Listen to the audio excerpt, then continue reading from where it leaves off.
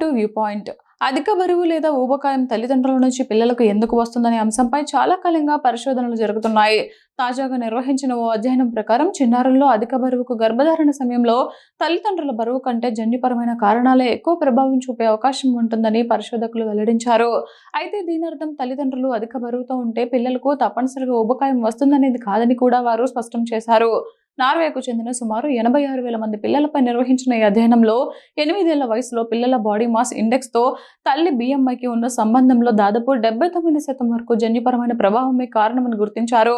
తండ్రి BMI విషయంలో ఈ ప్రభావం మరింత ఎక్కువగా ఉండి దాదాపు 94% వరకు జన్యుపరమైన కారణాలతోనే సంబంధం ఉందని అధ్యయనం వెల్లడించింది.